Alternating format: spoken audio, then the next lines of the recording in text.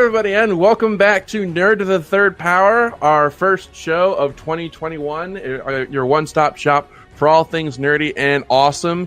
It is a new year. 2020 is over. We are now in 2021, and so I'm your host and master of ceremonies, Dr. Gonzo, and with me, as always, is the Cat, our wrestling anime goddess. So, Cat, how are you doing? Fine. I have a bit of a cold, so I'm gonna sound like this, which is unfortunate. And then also, you might hear my cat screaming in the background. I got a cat a while back, and he likes to scream nonstop, just all day. as cats are wont to do. Yes. But if this is your first time listening, welcome. Welcome to the show. There's normally four of us here. Mike, the Birdman Dodd, is unfortunately in the hospital right now. He's having some gallstone issues, so we wish him speedy recovery. And Skyblaze has vanished into the ether. So we hope that they will return to us soon. But yes, this is our first show of 2021. And man, I expected us to come back from holiday break a lot sooner than this. Oh man! So it's been a time. It's been a whole thing. And so for those of you, again, if this is your first time joining us, so for holiday break, we usually take the month of December off, and we'll come back mid to late January, and we'll get started.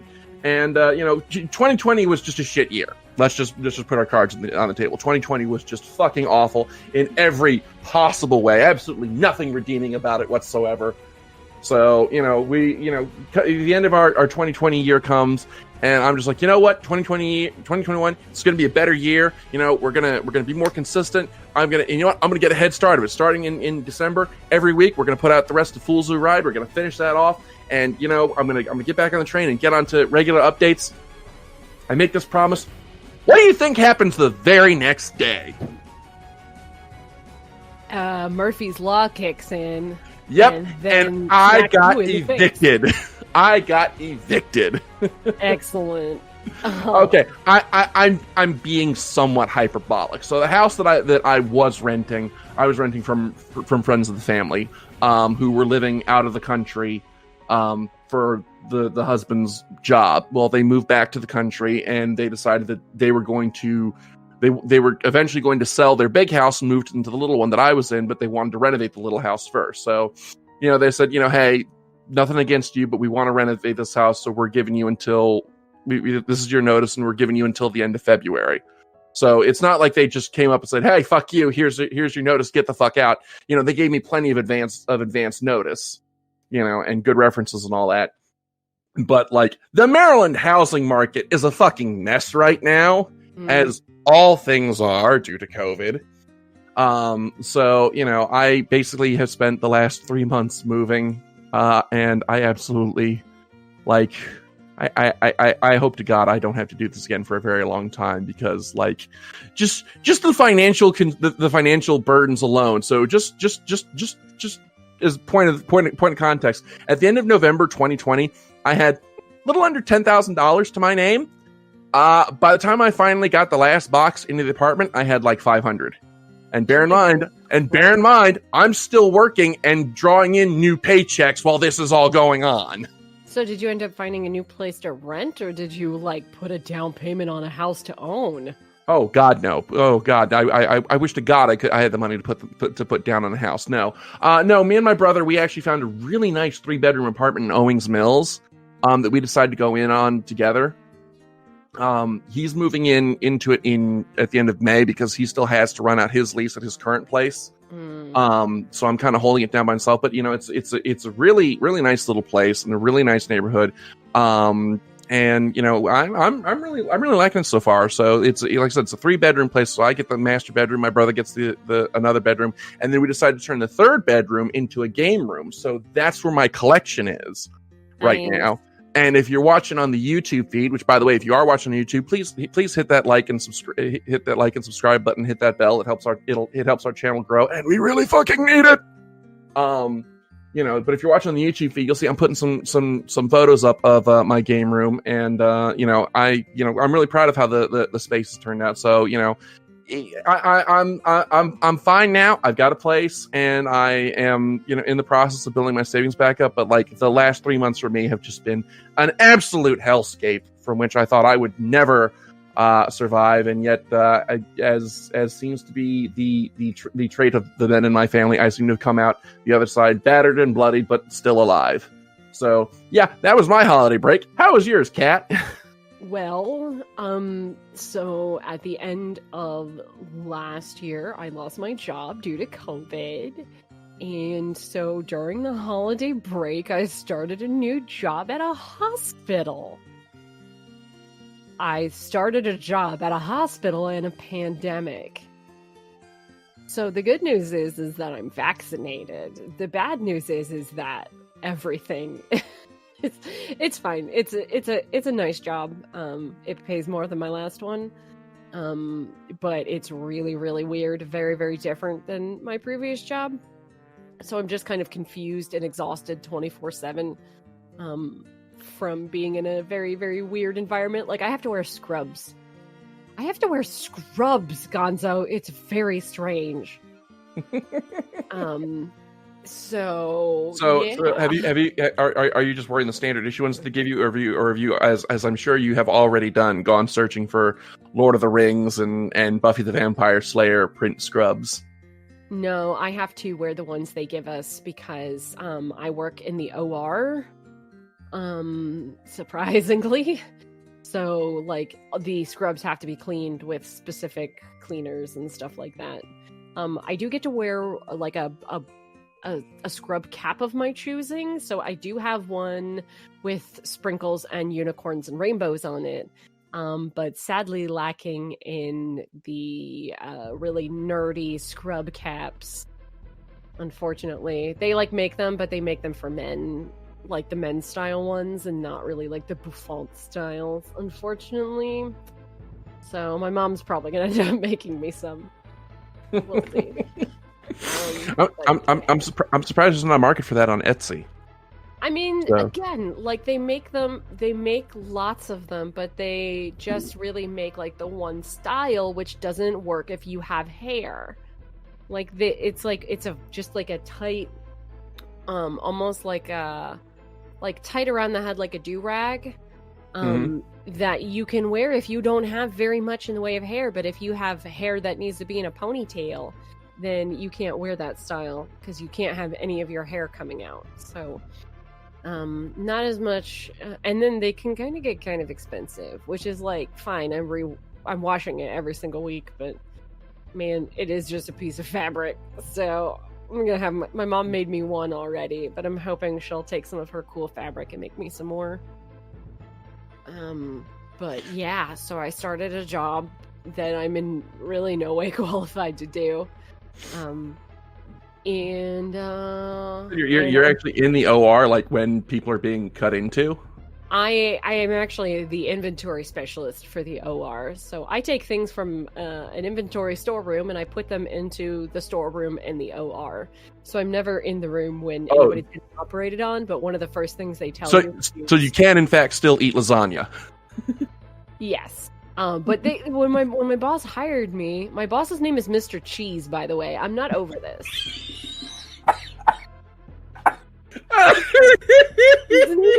Cheese. Oh, I don't know why. Unfortunate. It's such a funny thing. But so my boss was like, if you're not squeamish, you can sit in on one of the surgeries sometime and see how all the devices that you order are used. And I'm like, I have no way of knowing if I'm that squeamish or not. Like, I've never had the opportunity to just watch somebody have bariatric surgery. So maybe one day, but probably not. Because I look at like the list of like surgeries for the next day, and I look at them and I go, I don't want any of these things to ever happen to me. What do I have to do in my life to have none of these things ever have to happen to me? And I look at the products that I order and I put in on the shelf and I count and everything, and I go, I don't want this in my body at any point in time. What kind of lifestyle choice do I have to make to not ever have this thing in my body?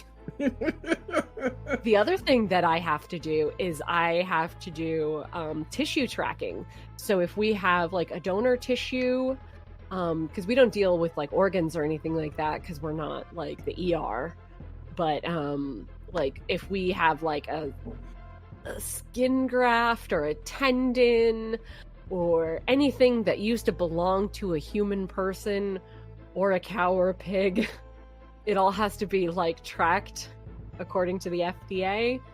So like part of my job is just like looking at stuff that we get in dry ice boxes and going, wow, I can see how the person who donated this died. I'm not comfortable with that. Let me go put this in the freezer and never look at it again. It's so bizarre. It's a really bizarre job. But besides getting a new job, I did spend the break finishing my first ever like long-term DMing job. I was DMing a game of Monster of the Week for some of my friends. And that was really fun, but it was a point of stress during everything that was going on. It was like, okay, I just want this to be over with now. DMing is real hard, y'all. As Birdman can attest. Yes. Oh, okay. Yeah, that's how the break is. It's just been a really stressful time all over. All right. Well, we're gonna have a pretty easy take it pretty easy this episode. We're gonna talk about some stuff that that came out over the course of the break that we would have had an episode on if my life if I'd had access to my computers and wasn't going through 3 months of absolute hell. But we've already been down that road. But of course, there is procedure to follow, so we're going to begin, as always, with Ask a Geek, which, for you first-time listeners, this is where we take your questions that you have sent to us through the email at drgonzo@nerdthethirdpower.com. We pick out the ones that we really like, and we read them on the air, and we answer them. So it's kind of self-explanatory there. So our first question here, this one comes from Peter, and it is to me, and he asks, as a big Xenoblade Chronicles 2 fan, how excited am I that Pyra has been made a fighter in Super Smash Bros. Ultimate? And I'm not kidding when I say this nearly killed me. Because, I mentioned Mike Dodd is on the show with us. He also does another show called This Week in Geek with a guy named Alex Ricci, who I'm friends with on Facebook, and who is also a big Xenoblade Chronicles 2 fan. So Alex sends me a message over Facebook and says, you need to see this Nintendo Direct right now. Drop whatever you're doing and watch it. I'm like, okay, yeah, sure. I'll do this. As I'm driving the Baltimore Loop at 75 miles an hour during rush hour. Oh, no. And I have 3 lanes of packed traffic on either side of me. I'm like, yes, let me pull out my phone, watch this Direct, not know what's going on. And I see the name flash. It's like, I need to get off this road before I kill somebody.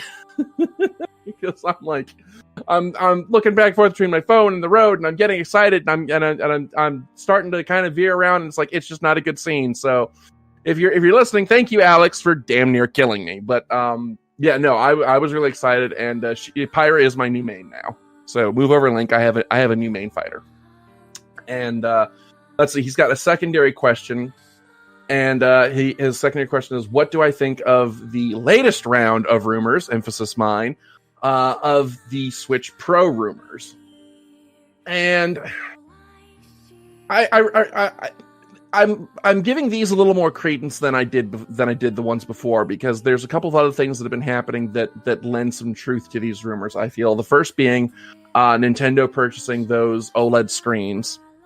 And second, the fact that the graphics chipset that is used in the Nintendo Switch has now been taken out of production. So if there was a time for Nintendo to introduce a new upgraded Nintendo Switch, now would be the time to start laying the groundwork on that. Now, what exactly that is going to entail, I really need to hear more about. Like, I really need to hear some concrete details on how this is going to happen, because if they introduce it as just like, oh, it's a new Nintendo Switch and it just happens to play these other games over here that are exclusive to it, like they did with the new 3DS, that is going to be like death for the Switch as a console line, because so many people have bought into it, and so many people are going to be confused now about, it's like, okay, is it worth upgrading to this new console that can play just these few games over here? And also, developers aren't going to want to develop new games exclusively for the new console because of the size of the install base of the previous one. So I'm really hoping that what they do is they market it as a distinct new console generation, like a Switch 2 or a Super Nintendo Switch, and not just like, oh, here's just a new iteration of the same hardware like they did a couple years ago with the Model 2 Switches with the extended battery life. So I'm really hoping that Nintendo doesn't make the mistake of saying, oh, no, this is just a new model Switch that happens to be more powerful, and actually markets it as like a Switch version 2, like, a new console generation. I also really hope that they make it backwards compatible with the current library of Switch games, but knowing Nintendo, that's going to be in the cards. So, yes. And let's see here now. Okay, here's a question for you, Kat, and I think you'll get a kick out of this one. And I think it's actually one that we might have touched on in a previous episode. Mm-hmm. And this one comes from Wesley, and his question is: How do you think anime cons are going to evolve in a post-COVID world? Oh my gosh, we did talk about like stuff like that at the beginning of COVID. And now that it's been a full year, this is actually a great time to sort of like retouch on that, because everything has sort of changed. I think once this is all said and done, I think we're going to be a lot more conscious about space and sanitation for sure. Like a lot of convention centers and stuff are, installing new air systems. Like medical grade air systems that are going to hopefully make them healthier places all year round. But I think it's been a huge call to light about how unsanitary public gatherings are. People are gross, and we've joked since the dawn of time about getting con plague / con flu / con funk. Like you go to con and you get sick. And I think this has been, like, this year has really shed some light on you should be taking more caution, like more precautions when you go to conventions. And I think people are going to be more conscious of their health and washing their hands and covering their mouths when they cough and stuff like that. At least for the immediate future, conventions are going to be very, very different. If they happen in person, which I can say that this is what it's going to look like, because I'm running a convention this year, because we can't get out of our contractual obligations. So there's probably going to be other shows like mine that our convention center is simply not willing to let us skate by like we did last year, and cancel the in-person show. So we are kind of being very upfront about we're being forced to have an in-person show that we really don't want to have during a pandemic. It sucks.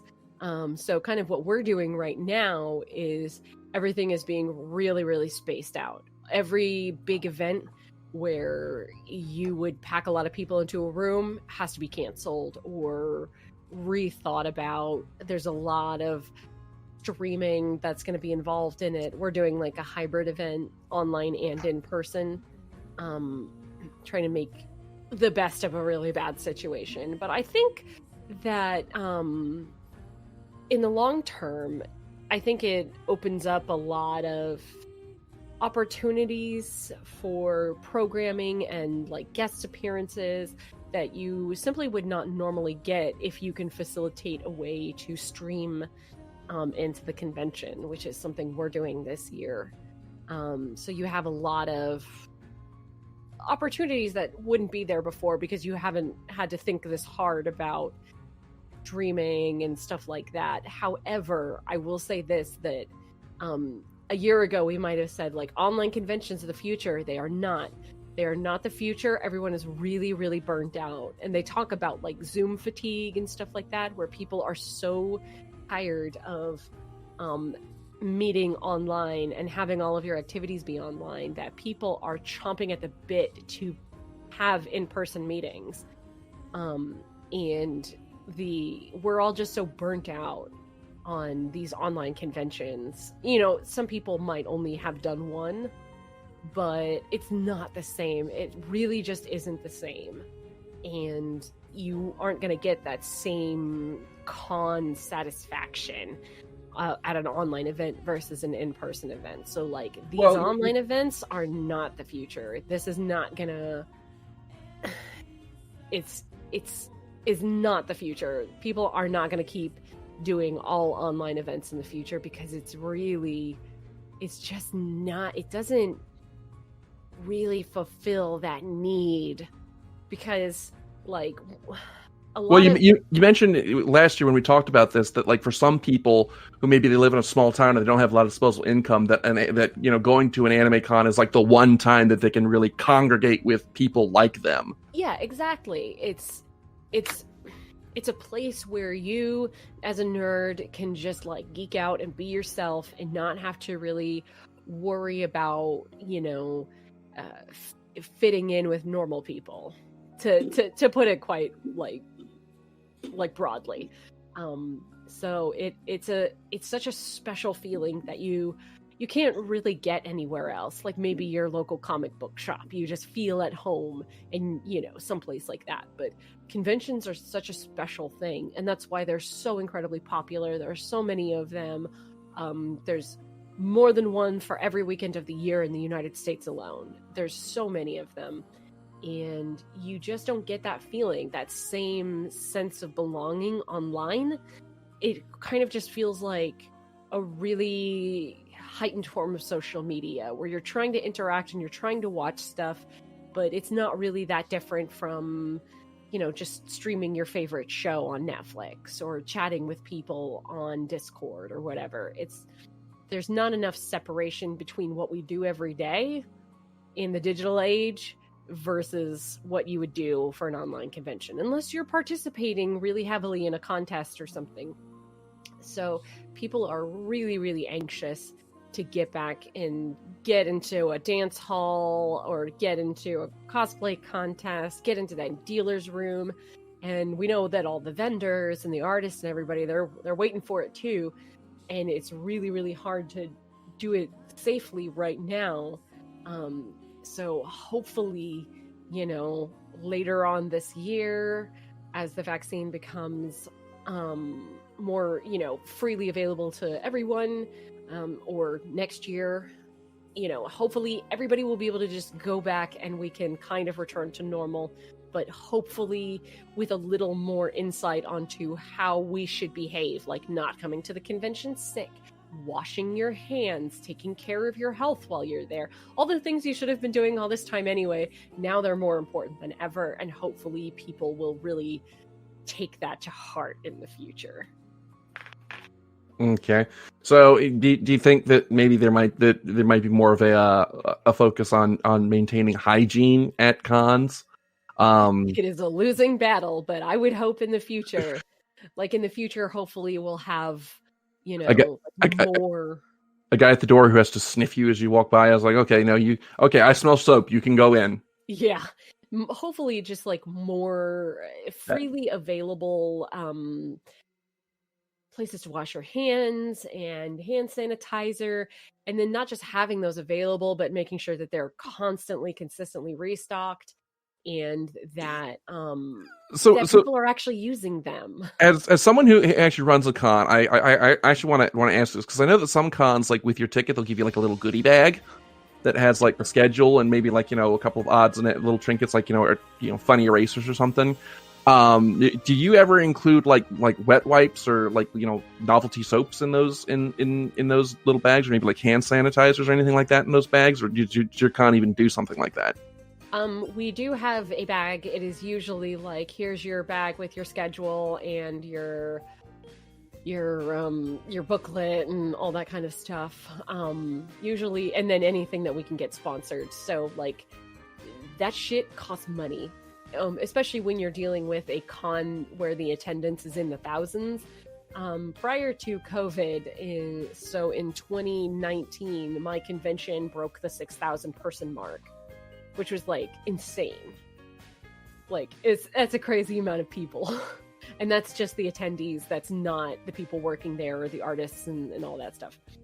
So it's just 6,000 individual attendees. It's maddening.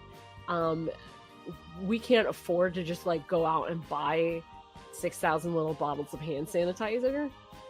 So if anybody from the Dove Company is listening, we've got a built-in audience of 6,000 people right here, and don't let business opportunities pass you by. Exactly. Like if you can find somebody who is willing to sponsor that, that's incredible. I worked a con that had sponsorship with Red Bull. So it wasn't for everybody, but if you booked at the hotel, if you were staying at the hotel, you checked into your room and you automatically got a 4-pack of Red Bull. And I was like, this is wild. You don't know how old these people are. You could have like some 14-year-old that you've just handed them 4 Red Bulls. They're going to fucking kill themselves. Oh, that's not funny, but it is.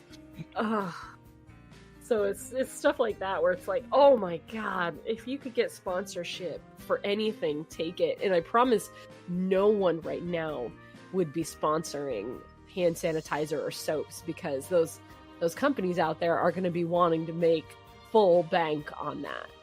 So probably in like 2022, once the market for that has dropped out because everybody's gotten vaccinated, and they have all of the like overproduction and everything, then maybe we could be like, hey, local company that makes whatever, like, hey, you want to drop us some of that?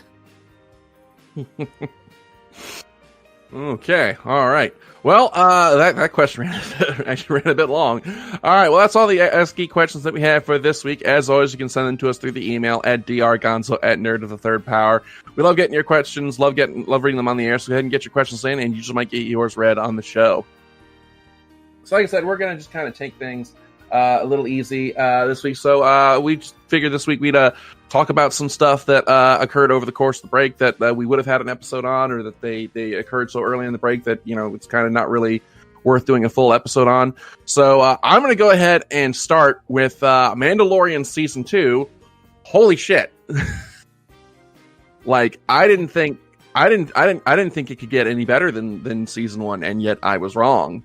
So yeah, I absolutely love Season 2. There were a few things that I kind of had some worries about. So like one of the things that we talked about, I think when we talked about Season 1, was how anybody could come in with no prior knowledge of Star Wars and watch The Mandalorian and understand perfectly what's going on. Like, I mean, you kind of need to know who Yoda is to understand the significance of Baby Yoda, but like, that's it. That's as deep as your knowledge has to go. Whereas Season 2, I kind of feel like they lost that, because you have all these characters from other properties like Ahsoka Tano or Bo-Katan from the Clone Wars showing up, or making references to things like Grand Admiral Thrawn. You have the return of Boba Fett, and you know, you have you're now starting to see all these references to the wider Star Wars universe. And the cynic in me thinks that they did this so that these episodes would be like backdoor pilots for some of the other Star Wars shows that they have coming down the pipe. Ding, ding, ding. Yeah, but and as you know, as cool as it was to, as big a Timothy Zahn fan as I am, to hear that, you know, hey, Thrawn, we might be seeing a live action Thrawn in the future in one of these Star Wars shows, I felt like it kind of took away from Season 2 of Mando, because it kind of made it feel less contained. Does that make any sense? Absolutely.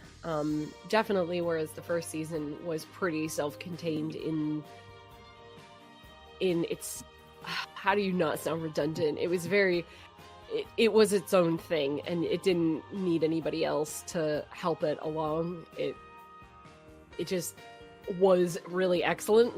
Whereas Season 2, it is the cynic's view of like, it spent a whole season just setting up spin-offs. But yeah, you're right. Like, it was definitely something where you got way more out of it if you understood other parts of the franchise. especially if you were watching like the Clone Wars animated series. So Didn't think it was like fully necessary, but it certainly meant a lot more. Especially with like Ahsoka Tano, because you'd just be like, you'd come in, if you didn't know what her deal was, you'd be like, who is this Mary Sue? And then she's just like the coolest character, and it was so like on the one hand, yeah, it's a bit cynical to say like, okay, I mean, really they were doing a lot to set up spin-off series, but it really was just such a like a gift to all of the fans who have patiently waited to see their favorite novel character or cartoon character. We've been sitting there waiting for it to happen, or waiting for Boba Fett to come back in. And let me be clear, this isn't to say that the individual executions were bad. Oh no, far from it. I thought Bo-Katan and Ahsoka Tano were executed very well, and Luke Skywalker showing up at the end, that is how you do fan service. God, J.J. Abrams and Rian Johnson, take note. That is how you do fan service. It was so wild, because all the speculation was like, okay, they're going to do something big for the finale, and I was trying really hard not to catch the spoilers. So all the semi-spoilers when that episode came out was like, oh, I can't believe they brought that character back. And I was like, oh my god, who's it going to be? There was so much speculation beforehand.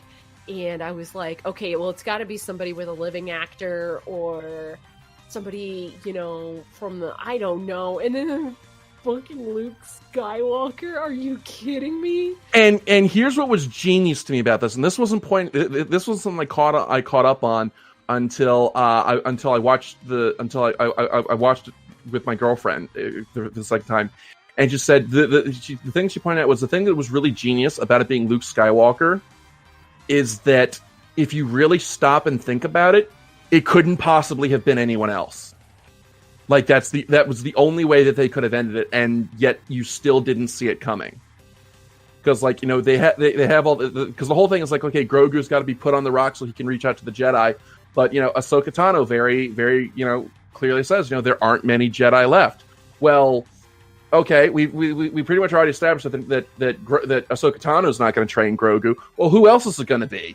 It's going to be Luke Skywalker, but it seems like such an obvious thing, but nobody saw that coming. Right, and I love that they were able to pull that off. We do that. It can't be Luke Skywalker. I was waiting for some obscure character that I'd never heard of, but all the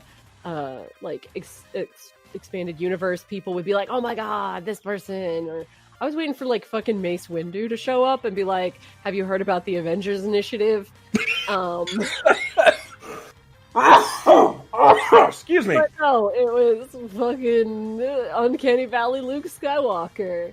And it was really, really well done. And it was can we just talk about how that was one of the best action sequences in the whole series? Oh my god. And talking about fan service, one of the things that I was really excited to see in Mando Season 2 were the Dark Troopers, those robots that, Oh, yeah. Because I am old enough to have played the original Star Wars Dark Forces first-person shooter game from the mid-'90s, and that's my favorite Star Wars game ever. But then with the sequel, Jedi Knight, it was all focused on Kyle Katarn can wield the lightsaber now, and he has force powers, and the story of the series after that just kind of focused on Kyle being a Jedi, and all the events of the first game just kind of got forgotten. So to see the Dark Troopers brought back, that was a deep cut for old school Star Wars fans like me, and I was really happy to see those. Yeah, that was pretty badass. Pretty badass. So, what was your favorite episode of Season 2? God. Aside from the last one, because that's the obvious answer. Yeah. I don't know what episode number or name it was, but the one where he has to get that. Oh my god, this is why we have to do a review thing, because I can't remember the names of any of the characters. Where Mando and that guy who he had re-imprisoned in season 1. Bill Burr. Yeah, Bill Burr. Mando and Bill Burr have to go undercover into onto one of the bases to get some MacGuffin. Really, really weak storyline. Really, really good character story. Oh God! Can we take a moment to shout out Bill Burr and his performance this episode? Like, I've been a fan of Bill Burr's comedy from way back, but like, holy shit, I didn't know he could do dramatic acting. Like, he carried that episode.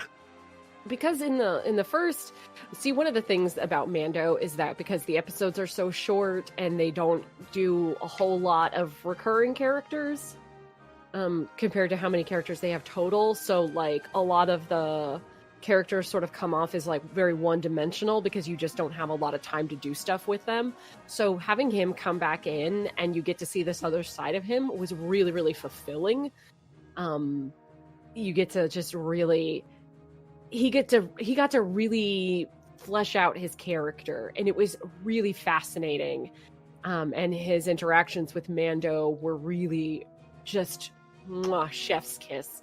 Such great foil for Mando. And then that whole, again, the weakest plot out of any episode, but those character interactions were just golden. They were so good.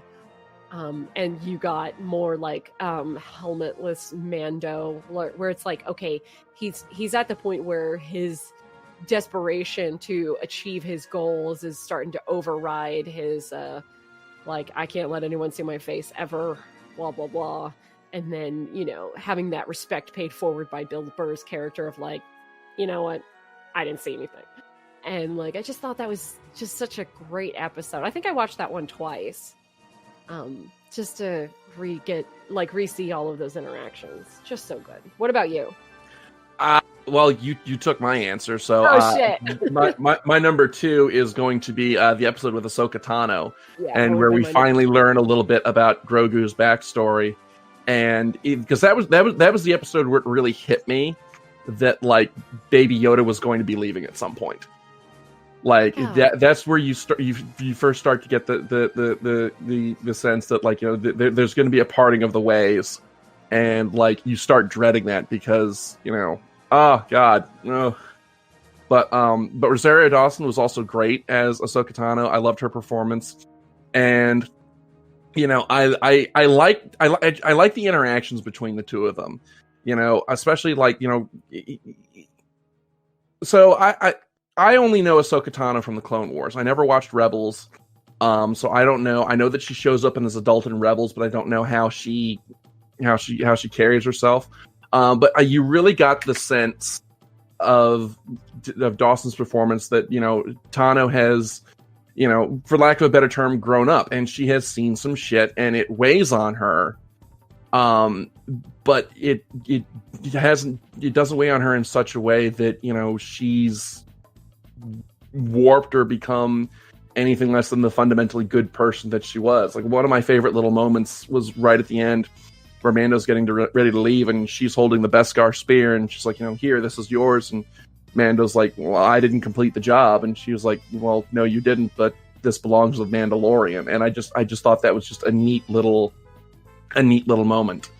So I would say that was probably my second favorite episode, because like I said, the Bill Burr one was just the shining example. And then of course there was the last episode, but I'd say the one with Ahsoka Tano was probably my second choice for favorite episode of this season.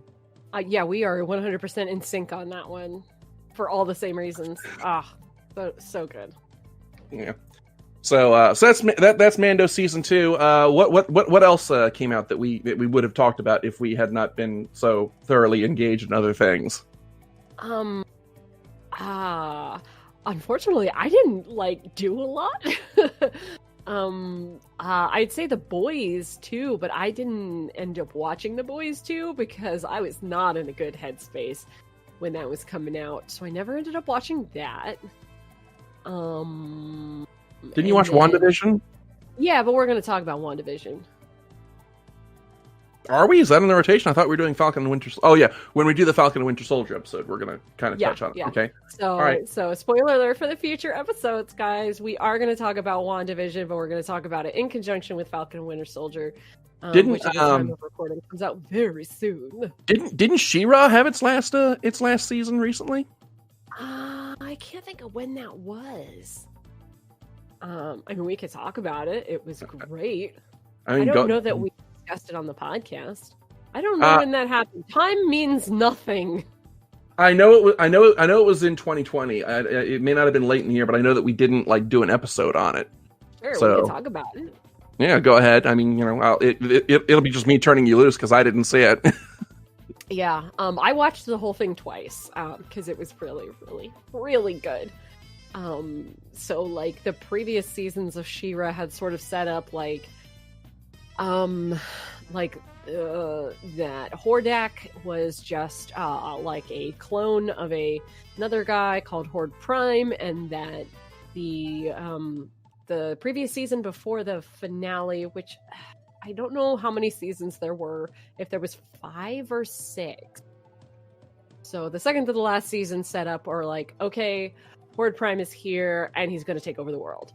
And then it jumps to the start of the final season was, of all characters, Glimmer and Catra stuck on Horde Prime's ship with the rest of the crew simultaneously trying to save the world from Horde Prime's forces and also trying to figure out how to rescue Glimmer, and also Dora no longer has She-Ra's powers. So it was the third act of a film where the hero starts to fail. And everything's going wrong.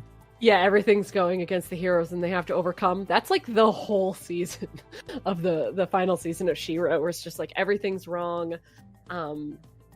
But my God, was it good? Because first off, the interactions early in the season with Glimmer and Catra, sort of bonding over being Horde Prime's prisoner and really not wanting to be there, and both being friends with Adora, and sort of them slowly coming to trust one another, I thought was just so brilliantly done, because these are two characters who super, super hate each other. And then eventually, alas, poor Catra is sort of brainwashed by Horde Prime, and Adora has to go rescue her. And I won't go too much into the MacGuffin plot of we have to do this and use the planet's magic and all of that stuff, because it just gets really just an overwhelming amount of ridiculousness. But what I will say, what was really great, was them slowly pushing the characters who you've sort of thought, okay, I kind of ship that.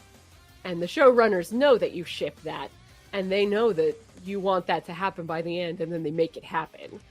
So, by the end, you're getting a Shadow Weaver redemption arc, which was cool, a Hordak redemption, few moments of redemption, which is great, and then pushing together all of the ships.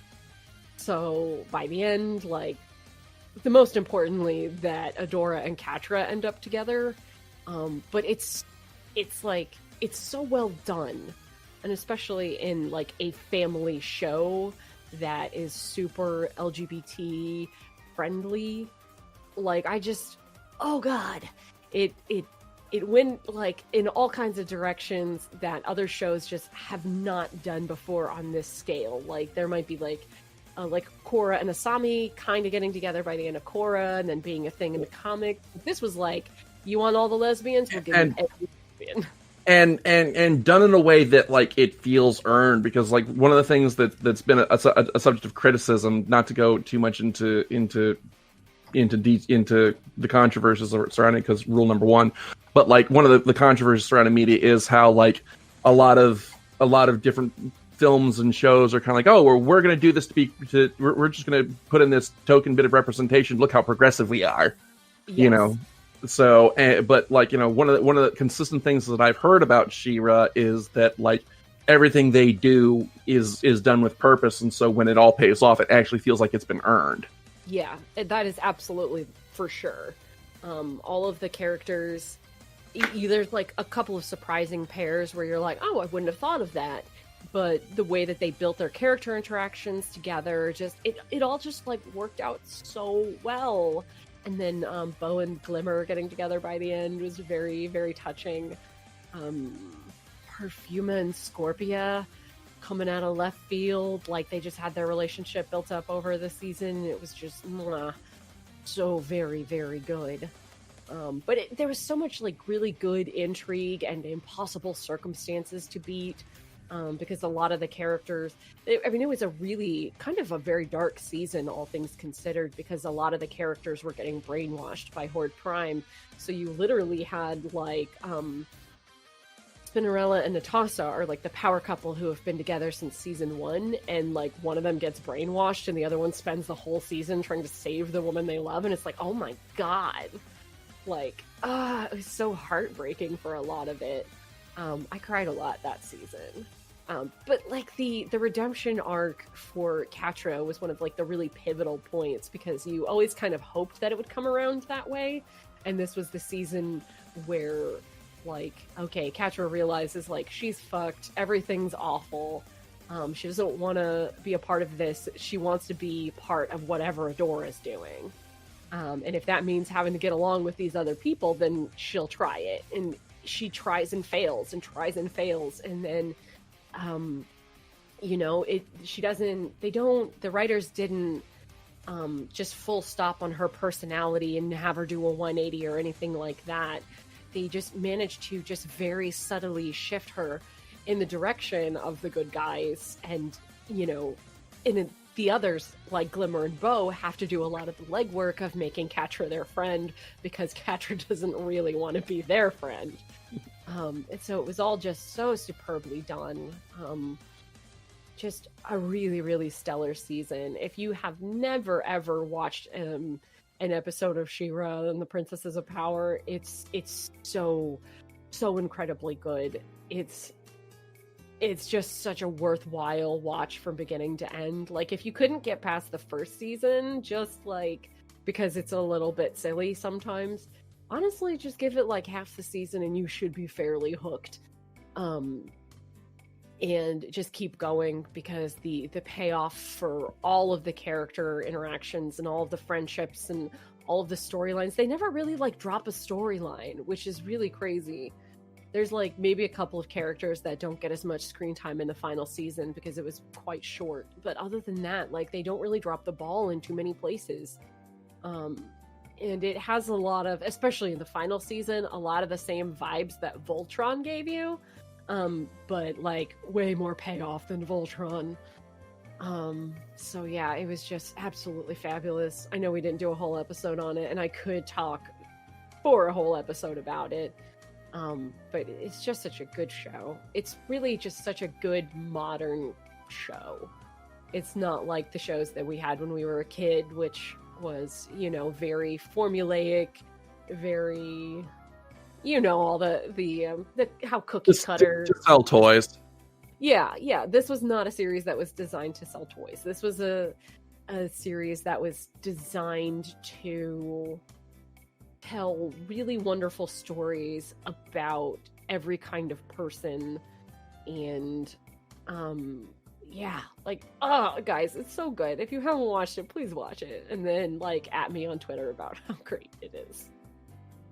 Okay, well, a show that I went back and finally caught the second season of, and it's one that I really wish we could do an episode on, because it's such a great little show, and it's even across 2 seasons is pretty short. Like, you could power through it in like a day, and that's The Hollow on Netflix. What's that about?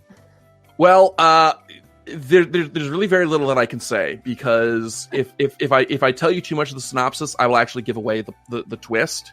But the first season opens with these 3 teenagers locked in this room, and they wind up they don't have any memory of how they got there, and they wind up escaping from the room and finding themselves on this island, and they essentially have to figure out what where they essentially have to figure out what their purpose here is and what they're supposed to accomplish, because it's made very clear in the first episode that there is a goal that they have to reach. And the first season about them figuring out what that goal is and how they figure it out. And for the first couple episodes, you're kind of watching like, what the hell is going on? Like, this is all just so weird. But then when it finally clicks what's happening, it ties everything together beautifully. And at the end of the first season, I was like, I love this show and I want more of it. But because of the nature of the plot and the twist and how it's resolved, I didn't think that there was any way that they could do it. And they actually managed to pull it off in season 2, and actually managed to do it in a way that where even knowing what you knew in season 1, the final twist of season 2 felt creative and fresh with it. So like it's one of those shows, like if I tell you about it, it'll give it away. You've just got to sit down and watch it. But it is absolutely one of the best short form animated series I've seen in a very long time. And you know how little television I watch as a rule, so you know how much it takes to actually impress me. Yes. For a television show to impress me. This show impressed me. Ooh, that's high regards. Yeah, so The Hollow, it's on Netflix, I believe. It's still. If you haven't watched it, definitely check it out. I would love to do an episode on this show because it's such a creative little show. But I finally went back and caught season 2, and again, I can't really say much without spoiling the whole show. But it was absolutely phenomenal, and I loved it. Kind of hoping they don't do a season 3 because I really feel like they've done all they can do with this premise. I kind of let this one lie. Now, things that I've missed that I really want to pick up on, but I couldn't watch because I don't have cable. Infinity Train, which is apparently on its 4th season now. Like, I remember catching the pilot when it was circulating on YouTube a couple years ago, and I was like, wow, this actually looks really cool, and I wanted to get picked up a series. Like, apparently 4 seasons have blown by me, and I just didn't catch it. Infinity Train, is that Snowpiercer the TV series, or is Snowpiercer the TV series its own thing? I don't know what Snowpiercer is, but the story from the pilot, and from what I understand, is also was retooled to be the story of the first season. It follows this teenage girl named Tulip, who she wants to be a video game programmer. Nope. And she winds up running away from home because she was supposed to go to this game programming summer camp, but her parents wound up not sending her for whatever reason. And she winds up on this mysterious train on another dimension with this glowing number on the palm of her hand that she doesn't know the significance of. And she's working her way through this train. But each car in the train has its own like miniature world within it. So or has some puzzle that she has to solve to move forward. And it was, like I said, the pilot was really creative. Like, if you haven't seen it, go look it up on YouTube. It is absolutely one of the most creative pieces of animation I've seen in a very long time. Like, I would call it the new Gravity Falls. Ooh. So it's definitely worth checking out. And I want to see it, but like I don't have cable, so I've got to find out if it's streaming somewhere, or otherwise I may just have to hoist the Jolly Roger because I absolutely want to see this show. Another thing that I'm really pissed off that I don't have cable and it's not on Disney Plus yet. DuckTales season 3. The same thing. I've heard nothing but good things about DuckTales season 3, but it's like, and I'm a huge DuckTales fan, so it's like people always come like, so hey, did you see an episode of DuckTales? No, shut up! I don't have cable and it's not on Disney Plus. So it's like they literally as we record this, they just showed the series finale this last weekend, so it's been like dodging a minefield of spoilers. Like, don't talk to me. Yeah, I believe it's coming out at the time of recording. It should be coming out on Disney Plus in like 2 or 3 weeks. So binging. Oh yeah, we may have to do an episode just on the 2017 DuckTales. Yeah, that. So what about you? Was there anything that you wanted to catch that you didn't last year, or that you're looking forward to coming up? Maybe. Okay, here's something I did catch. It is not new. It is just Okay, so I don't really watch much TV anymore because podcasts sort of own my whole soul. And I would be remiss if I didn't talk about a podcast. It's a little bit older, but I only just now got around to listening to it. It's called Wolf 359. It is by far one of the best things I've ever listened to. Like, period. I have listened to the whole thing like twice now.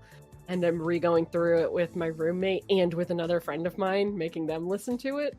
It's so good. I'm sorry that, like, it was from, like, 2016 or something. And I'm really slow to catch on to, like, podcasts, even though we podcast. So, like, I'm obsessed. I'm frighteningly obsessed with Wolf 359. And if you haven't heard of it, it's the story of three people who are stationed on a space station, the space station Hephaestus, which goes around the dwarf star Wolf 359, and it's like their everyday hijinks and adventures. And it centers around, like, Douglas Eiffel, who is the communications officer. And is this a Star Trek podcast? Because no, it's just a fiction written by a guy named Gabriel Urbina. Okay, so I guess the name is just a shout out or something. Because when you said Wolf 359, my first thought is the Star Trek episode, The Best of Both Worlds. It's a literal star. It's a real place in the universe. But it could be a shout out, but it is a real star. I'm a nerd. Let me read it. Let me read into things that aren't there. If that is the custom of your people. So, like, the main character is the communications officer, and he's, like, lazy, doesn't do anything right, and they're on a fucking space station. So that usually causes them to almost die every couple of episodes, and it's this really great comedic piece that's really, really funny, and then it gets really fucking crazy. And I won't, like, talk about any of the plot twists or anything like that, but it gets really, really intense, and a lot of really dark shit happens in it, but it still remains really funny all throughout, and it's so good, y'all. You gotta listen to it. And at me on Twitter so we can talk about it. It's so good. Anyway, I got really super into that on the break. In terms of stuff I wanted to watch but didn't end up watching, there's 2 movies that I thought, I'm gonna watch this, and then I heard really, really bad reviews. Artemis Fowl and Mulan. I haven't watched either of them. I don't think I'm gonna end up liking them if I watch them, because they're not anything like the things that they're based on, and I want to like them, but I don't think I will, and I'm a coward, and I haven't watched them yet. Artemis Fowl I didn't have high hopes for, because I think kind of the trend of the, kind of like we discussed, the trend of the young adult novel films has kind of gone the way of the dodo. I don't think there's really any new ground to tread there. Mulan, I was ambivalent towards the idea of the Disney live action remakes to begin with, just as a concept. But then I discovered this YouTube channel called Sideways, and it's run by a guy who's actually got a degree in music. And he has done several videos discussing the Disney live action remakes from the perspective of, like, how Disney films take their cues from musical theater. And the thing that ruined Mulan for me was his video discussing why Mulan doesn't work. He's talking about, okay, you're going to remove all of these songs which come at the most emotional points in the movie, but you're not going to replace the songs with prose moments that have that same emotional weight. So it's actually really fascinating to his channel is actually really fascinating. Like, I don't know shit about musicals. I don't give a damn about musicals, but, like, I see this guy is posting a new video. I'm like, nope, that is appointment YouTube doing. Like, it's actually really fascinating. Sideways is the name of the channel. Go give him a like and subscribe and watch and check out some of the stuff. It's absolutely fascinating to learn about. Like, especially when he talks about, like, you know, how especially when he talks about, like, for example, how Roger Rabbit led to the Disney Renaissance. It's all, like, really fascinating stuff. But anyway, continue. I'm super gonna check that out. So anyway, so the thing with Mulan is just, like, it's so serious, and Mulan is so serious, and like, oh, she's the whole thing where she's got like chi and she's so special and she's just hiding how special she is, and it sort of takes away from literally all of the things that were great about her character in the film and or the original animated film, and again taking out all the music and all the comedic characters and stuff like that. It's like, I don't think I need to see this. And a lot of I've like read and watched a lot of in-depth reviews and was like, I don't think I need this in my life. And then with Artemis Fowl, there was a thing that it's like the most important thing about the titular character of the series is that Artemis Fowl is not a good kid. He's an outright villain for the first couple of books, isn't he? I've never read the series, so I don't know.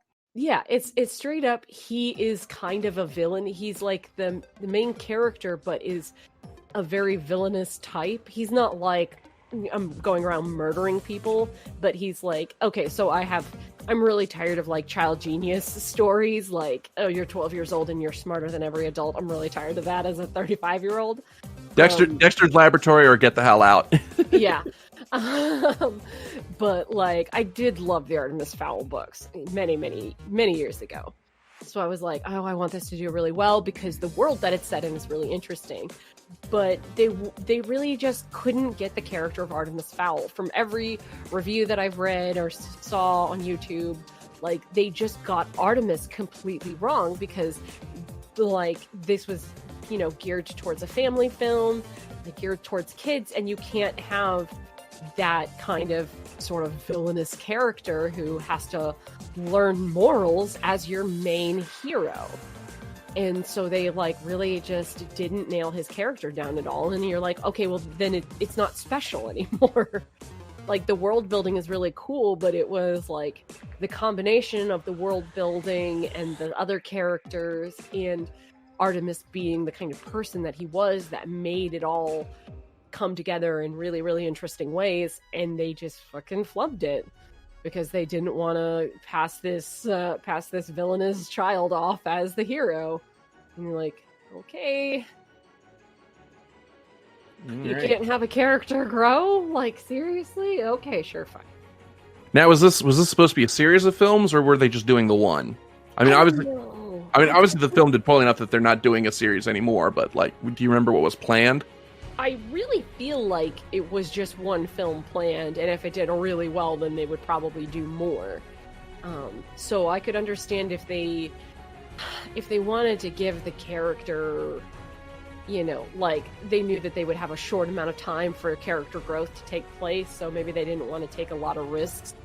But still, you can have a character that's kind of shady and, not super great, and have them learn and grow by the end of the film because of the people that they've met and the experiences they've had. But they didn't want to take that kind of risk, and that, I think, was just like the whole thing with it, is that they wanted something that was visually very cool, but they didn't want to take any risks with story or characters. And that's just sort of like, well, you get what you got out of that. You didn't want to you don't want to take the risks, you don't get the payoff. Okay. All right. Well, we're actually running a little long, so this is about the point where we ought to start kind of winding things down. So, yeah. So that's it's been a time these last 3 months, well, 4 months actually. Yeah, because we're getting close to the end of March. But yeah, it's been there's a lot of stuff that's happened that we missed just because of everything going on, and there's a lot of stuff that we want to talk about. But there's also a lot of stuff coming up that we are going to talk about. We got Falcon and Winter Soldier. We're going to be covering that, and along with that, we're going to talk about WandaVision and sort of the future of the MCU and all that going forward. We got an episode coming up. We're going to be talking about the 40th anniversary of MTV, or as Mike likes to joke, 40 years of MTV, 10 years of music.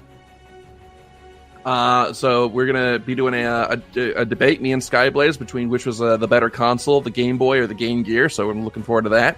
So we definitely got some fun stuff planned down the pipe. So yeah, there's definitely going to be a lot of fun stuff coming. And of course, this time I'm gonna stick to it. We're gonna, on the weeks that we're not putting out a Nerd of the Third Power, you're gonna get an episode of Fools Who Ride. So we're gonna finish that out and then hopefully get started on season 2.